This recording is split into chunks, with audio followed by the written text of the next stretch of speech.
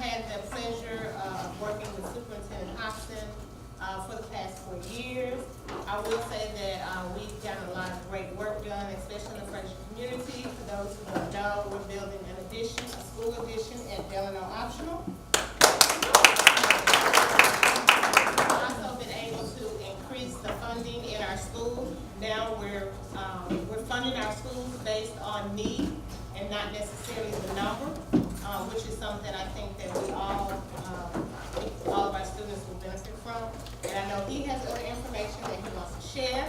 So please give a round of applause to our Superintendent, Hopson.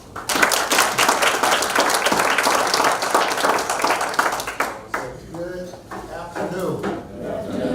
I am incredibly excited to be here.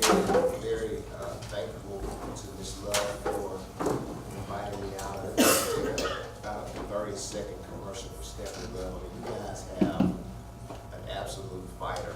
And a person who's absolutely dedicated to improving the lives of all kids, particularly kids here in Frayser. So can we give Ms. Love So I know I'm at Stephanie's house because y'all didn't cheer for me like y'all cheer. Also, just a shout to Harold Collins over there, who we all know is a champion. I've known him for a long time, and a lot of the positive things that we see happening now come from decisions that he made in leadership in the city. So I appreciate you and thank you for what you've done. We can see the fruits of that. We'll give Ms. Ship a big shout out over there. She's the principal at Delano. She's doing an incredible job, and I think that one of our strategies obviously is to increase the number of high quality seats. She does tremendous work at Delano. There are lots of great seats there. So what we said was, let's just add some more capacity. And we know the same student outcome she's gotten year after year after year will increase the number of kids who are able to benefit from leadership. So just glad to have her there. And I know Ms. Hopson, just you guys are going to enjoy her in a couple of weeks. I know she's been passionate about community, passionate about work for a long time. So it's a blessing to have her here. So I'm looking forward to hearing about some of the reports that we're going to have to say in a couple of weeks. So really, Ms. Love told me, she said, well, come say a little bit, don't talk too much because I want you to save time for questions. So I want to make sure I honor that. I really just want to speak a few minutes really about progress and continued compassion. And I'll say it again, progress and continued compassion. And so the summertime, I had a chance to reflect. And I've been in this role now for a little longer than 5 years. And what I think about is that when the board asked me to serve at that time as the interim superintendent to wind down the Memphis City schools, and a couple months later, they asked me just to serve as the superintendent of the merged district for at least a year or so. What I thought about then was utter chaos, right? Like we had a $100 million deficit. We had laid off about 900 people. We had just this culture of us versus them, the legacy this, the legacy that. And there were some questions, I remember seeing polls in some of the news outlets about whether school would even open in August of 2013. And so you fast forward 5 years later, and I'll say, because Pastor, I'm a believer too, so a lot of praying. On my end, and people praying for me and praying for our team and all that. And I'm just proud to say that 5 years later, and while we certainly have a long way to go, I don't want to sugarcoat that, we have come an extraordinarily long way. For example, so what happened was, so we, 5 years later, like the last 2 years, we've had budget surpluses. So you go from $100 million deficits to $20 million surpluses over the last couple of years. And what that looks like is it has allowed us now to refocus our resources and really start back investing in schools. I'm proud to say, under the board's direction, last year we invested about $50 million. This year we invested about $60 million directly in schools. And one of our big focuses, obviously, in my opinion, is equity. When you think about equity, to me it means taking kids who have traditionally received less and giving them more in order to close gaps that have formed over generations. And so what does that look like? From an academic standpoint, we've done a number of things. We've been really, really focused on increasing the number of pre-K seats that we have. It's undeniable that the correlation between kids coming to school, kindergarten, ready to learn, versus and kids reading on grade level, the third grade, is so closely related. And that's important because what we know is that the biggest indicator of how kids are going to do academically is whether kids are reading on grade level when they leave the third grade. So we know if we can get them ready before they get to school, before they get to kindergarten, keep that continuum going, and then they'll be in much better shape when they leave the third grade. But, so we have actually increased the number of kindergarten, of pre-K seats to an all-time high. In fact, the third graders this year, I think they had now I'm not sugarcoating, we've still got a long way to go around, third grade reading. But the third graders this year, when we look on the state assessment, they had about 5.5% gain, which is unheard of. And those third graders are the pre-K kids that started 5 years ago. So we know pre-K works, and we know that so many of our kids who have all these challenges at home, they need more support. So you've got to be able to double down and say, yeah, we wish there were 2 working parents at home with the reading kids and getting ready and all that, but we know that for so many of our kids, that's not the case. So we have to be intentional about saying, well, what can we do as a district and as a community to support these kids? So we start with pre-K, and we have the highest number of pre-K seats that we ever had, and through some work with the city of Memphis and some commitments through different philanthropy, we hope to have universal pre-K, at least needs-based pre-K in very short order. So I'm very, very proud of that. I also think on the economic, on the academic front, when we talk about equity, we have these new higher academic standards that came online about 3 years ago. And so what I learned is that, we have so many kids that are far behind, and it's easy to say, all right, these kids are far behind, we're gonna love on them, and we're gonna just try to do the best they can and not push them and expose them to the work that they have to do every day. But we say, no, we're not gonna do that. So you guys may or may not have followed this last year. We made a bold step and said, we want our kids to at least be exposed to standards-based curriculum that shows them what they need to know. Even if you can't do it, or you're not prepared to do it right now, here is what you at least need to know how to do. This is what the expectations are for you.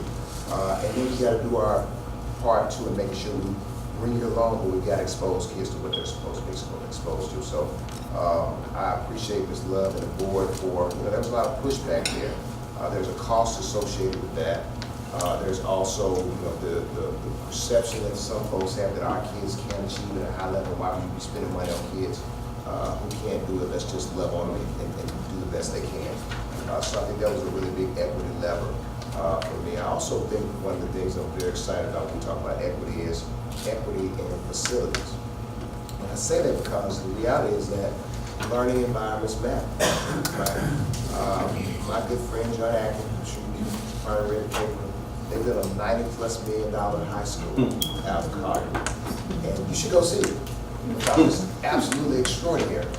And it's absolutely the right move. It's absolutely what kids should be exposed to. But the reality is that if you drive 25 miles this way around the corner and you go over to Tresman or you go over to they've got significant maintenance needs, ceiling falling in, floors buckling. So that says to me there's a big equity issue there, right?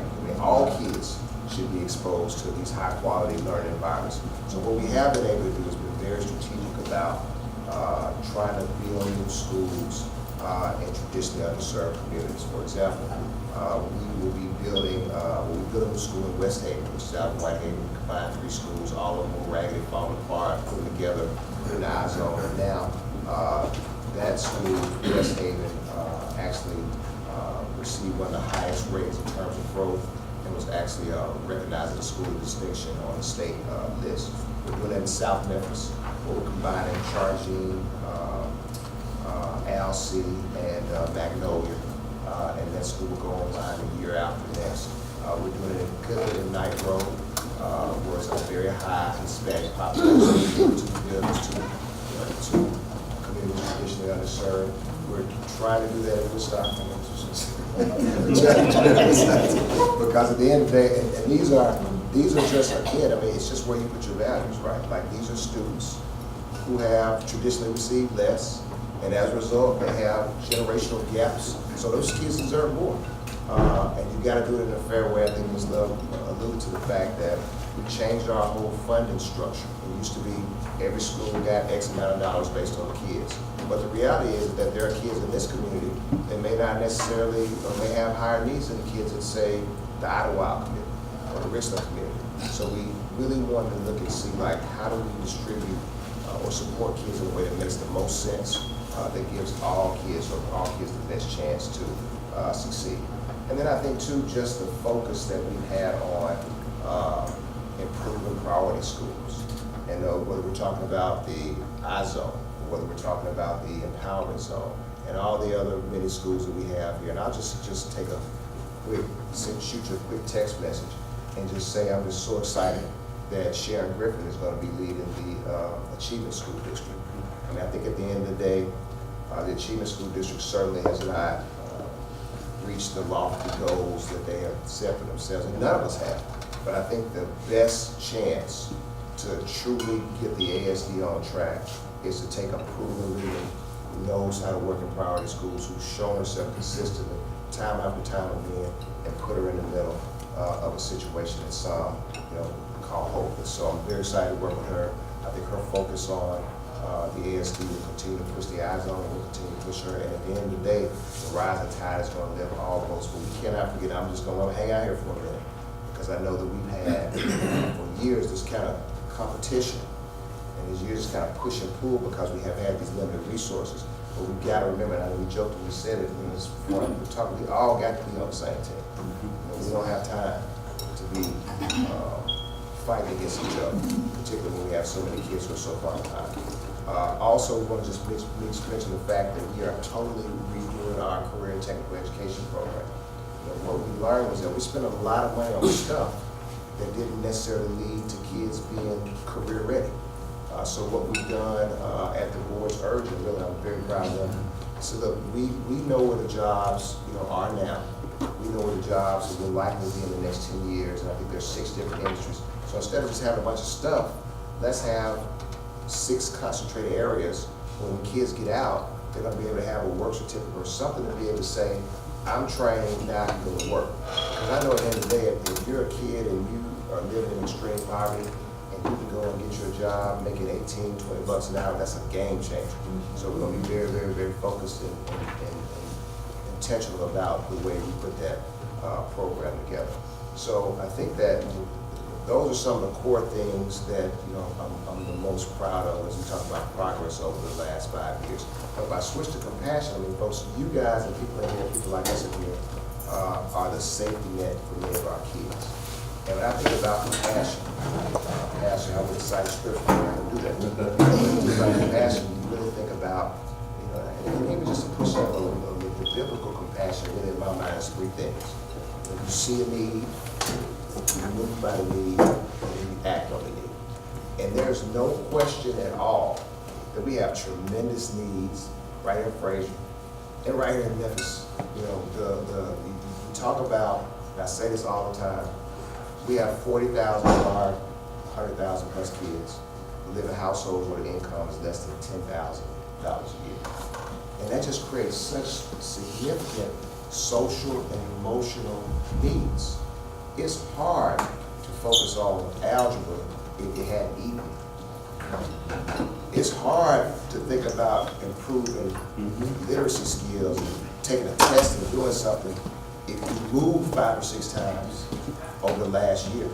And just a quick story, we were at, I was actually with Sharon, and this was a couple years ago, we were at Riverview Middle School in South Memphis. And so it was maybe the 2nd week of school, and we go in there, and there's a kid, he's bawling, he's crying. So Sharon was like, hey, what's wrong, how you doing? He said, I don't know anything you really do. Oh, what's going to be all right? So we talked, and we found out later, the kid was, I think, in the 5th grade, was going to have to leave. This was going to be this kid's 6th school. And that just creates so much stuff under the hood that, has a whole lot to do with the student outcomes that we try to get to. So that is no question that we have tremendous needs. But it's not enough to know you have needs. The question is, are you moved by that need? And I know in our society, particularly in Memphis, when headline after headline after headline after headline after headline after headline is bad stuff. Somebody shot, somebody bad, this, that, and the other. You see it so much, sometimes you get anesthetized too. Here we go. One more dead black boy. One more this, one more that. But I would encourage you all, as the safety net and the representatives of the safety net of this community in Memphis, to don't get numb to it. Because when you see it, you gotta feel it. And so the question on the table for you is, even though we're doing a much better job, and even though we've shown some progress, we still have 70+% of our third graders not reading on grade level. We talked about it when we first started talking. That is the biggest predictor of how these kids are going to do in life. And so when I say that to you, does that move you? Does it bother you that 70% of the kids that we have in our public schools are not reading on grade level, and we know what's going to happen? Or do we just say, not my fault, not my concern, I'll do a little bit and go home and not worry about it? But that's got to be in our, that's got to fire us up. That's why I do this work every day. I mean, at the end of the day, I'm so blessed and fortunate. I got a 19-year-old who's in Chapel Hill, North Carolina, sophomore. I've got a 6th grader who is at Maxine Smith. I got a 4th grader who is at Idlewild. And the reality is, I mean, they've got supports. I'm not worried about them. They came to school to read because they have the supports. But there's so many of our kids who do not have that. And so they're the kids that are out there that we've got to be fighting for. When we hear this stuff, it's got to move us. And then it's not enough to see the need, and then you move by need. But the question is, how do you act on the need? And that is where we can all make sure we're being focused on coming together and supporting these kids. And that's why I'm so excited about being here, because I hear all these different vestiges of how people are acting. Girls, we got churches, we got the community leaders, and also we got to be focused like never before on pulling ourselves together to make it better here. Because I'm just going to tell you right now, I shouldn't say that, I should take a thing off. I'm not. But the federal government is not going to be here the way, or at least we think about some of the policies that we see now. Right. It's not geared toward extra support.